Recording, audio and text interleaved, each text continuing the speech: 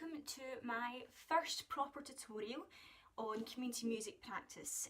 For today I am focusing solely on icebreakers and warm-up games. The reason I think these are important to have within a community music based setting is to allow an individual to come out their shell and possibly to participate, not necessarily one-on-one, but within the group setting.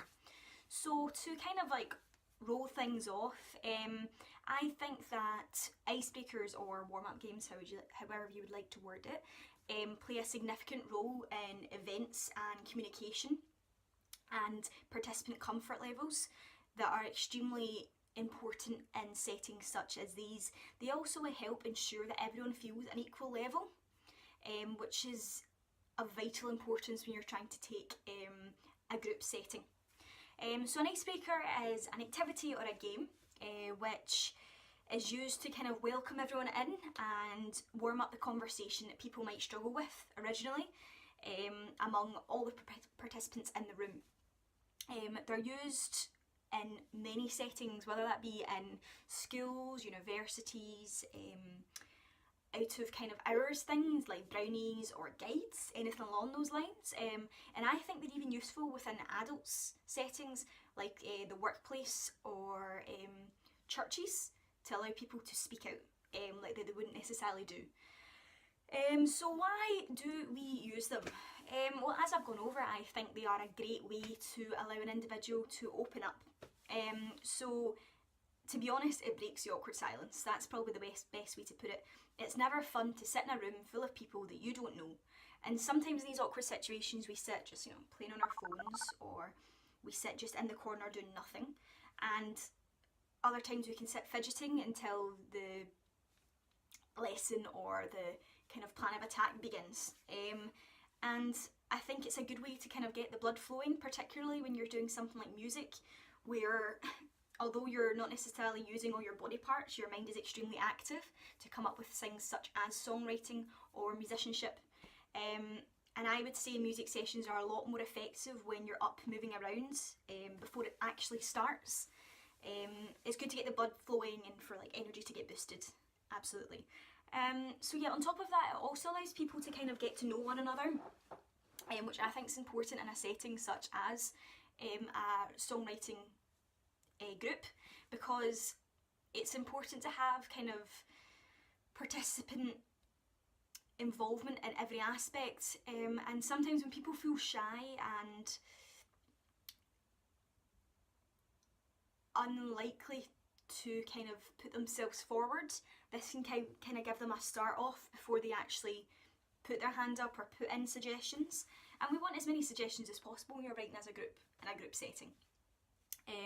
So yeah, I would say it's important that people feel comfortable, and sometimes in these situations, something as simple as sharing the same taste in music.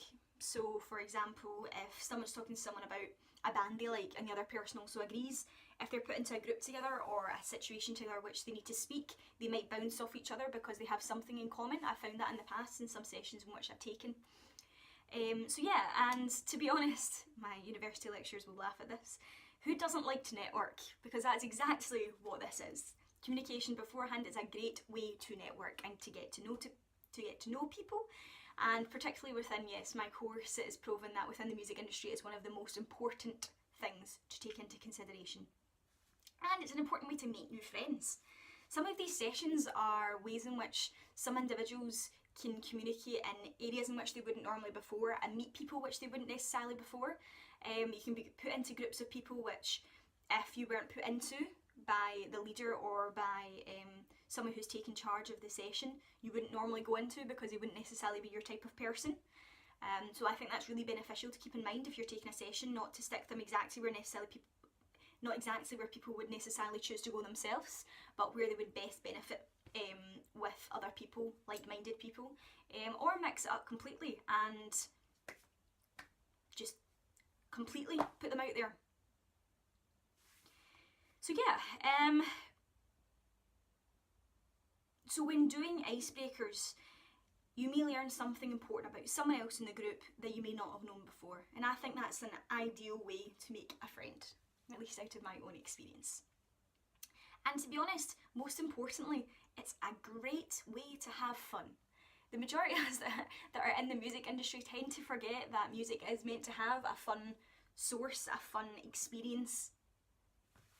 And sometimes when it's put to work, you forget that. Being classically trained in my cello, I was forced a lot of things on me, and I feel that in a community-based practice, it allows people to express their individuality and express their creative minds in a different aspect and have some fun, which is so vitally important. So yeah, not everyone is great at conversations on their own, and they kind of need a wee pick-me-up, and sometimes these icebreakers can do that for people, and I've seen it firsthand, so that's why I think that they're extremely important.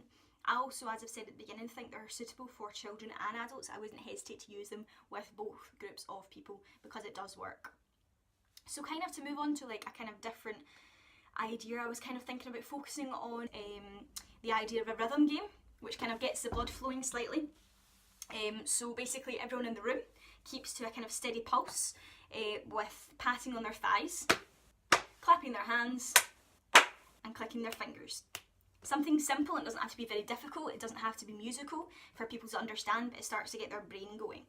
The idea of this is that on every click is when they would say something about themselves, whether that be, in this instance, we'll go with their name, and maybe an animal which has the same letter as their name, and maybe if we want to keep it on music based, we could focus on a favourite band.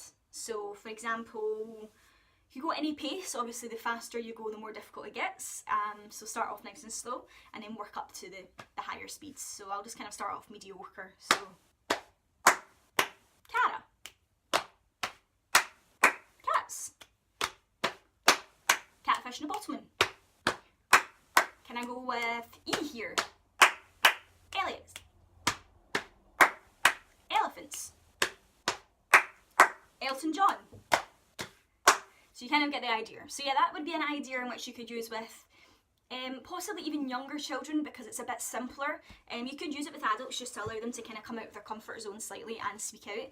And that game also would allow people to click onto interests that other people might have, which could open up conversations, which is a great thing to do. Okay, so to move on to kind of another type of game you could choose to use, an example I have would be to kind of, it's a music game which would reinforce the children's kind of understanding for some musical elements, which could aid with songwriting and composing by using their musical ears, which are something we can never forget about as they are one of the most important parts of our bodies. Age groups wise, I wouldn't necessarily want to put an age group on it, but maybe like from like ages 5 upwards, I would say. The idea is that there needs to be an object to hunt.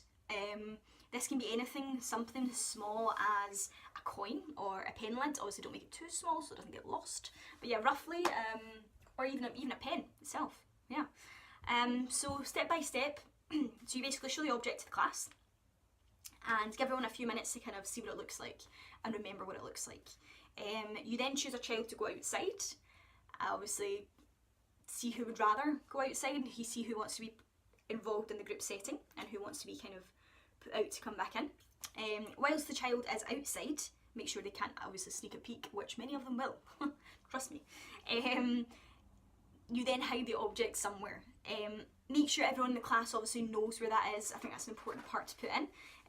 Obviously invite the child back into the classroom and the rest of the class should kind of make a la sound or a do sound while the child is hunting. So if the child gets close to the objects, the class should la at a higher pitch. And if the child is further away, the child should la at a lower pitch. So it's sort of like a game in which we've probably done in schools before, but you're just relating it to a kind of musical concept rather than a classroom-based game. By listening to the rest of the class, obviously the hunter should be able to know whereabouts this object is, and obviously make sure the hunter knows this before he or she begins hunting. Make sure they know what they're looking for and what they're listening for. In a game like this as well, you could also use things like instruments to up the difficulty of the game. but there's plenty of ways to go about it, and it's a good activity to get everyone involved, and it brings a lot of laughter from my experience. So yeah, that's just a few examples of warm-up games I think could work in any setting with children or with adults. Don't make them too difficult because it's meant to be fun, but something which is going to awaken their brains and allow them to be physically active possibly as well. So yeah, that would be why I would have them involved. So I've spoken about why I think it's important and what options would be available to use within these settings. So yeah, catch up next time for what's coming up next on my tutorials.